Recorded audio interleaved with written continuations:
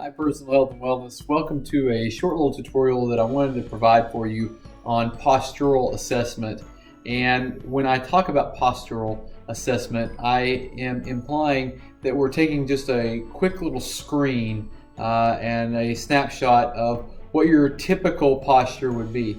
There's a couple of things that you have to know going ahead. We're just looking at the upper body for this video today, but that typically is the one that I have to work with the most, because people come in and they say my neck hurts, my shoulders hurt, I have this big knot here in this muscle, how do I get rid of it? Or they complain of back pain.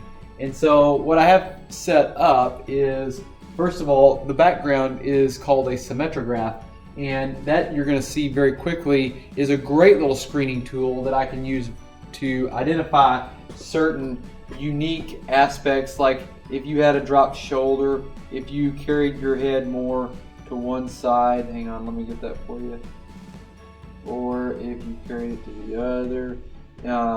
Again, different things that I can see very quickly. I should see a very symmetrical position, and that's what I'm trying to give you here. Obviously, I'm looking into this camera and I can get immediate feedback. It's almost like looking into a mirror. And so one of the things that I recommend, that if you're concerned with your posture, if you're starting to notice some chronic pain, especially in your spine, take a quick peek in the mirror.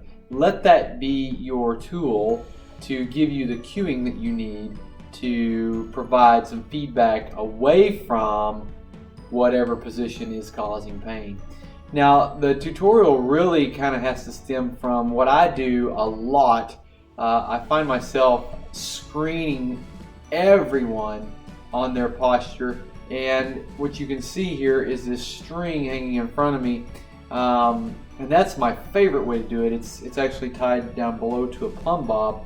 If you don't know what a plumb bob is, you can take a look at that on Google, but it's basically a carpentry tool to help find level. And so what I do is I actually take and put a person or a patient sideways so that I can look at their head, but also how it orientates to their body. And what should happen is my earlobe should be my first point of reference, and from my earlobe, that plumb bob should run mid to this bone out on the edge of my shoulder called the acromion. After it leaves the acromion, it should run down, and if my arm were lifted, should run down through my lumbar vertebral bodies. After that, it's going to run just,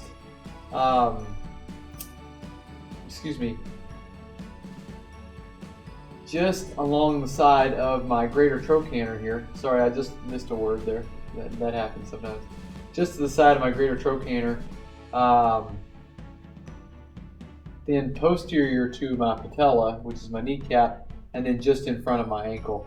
That is the typical distribution, and what you'll notice is if a person stands and you do this screen, many times they may have a forward head, and in that forward head they may also let that shoulder come back, which only exacerbates the problem.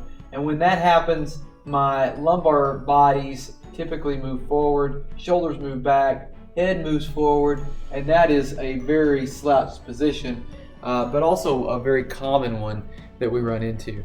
So, next time you have a chance, may have someone just take your picture from the side and then judge it. Obviously, if your head is very forward, that's something that we would want to work on these muscles back here. Again, that's called a stretch weakness, very common, just like in the glutes, and we talked about how to deal with that. In the next video, I'm going to give you 3 simple exercises on what to do if you're having neck shoulder pain, and that kind of will help you to see some very simple things to resolve that. See you soon.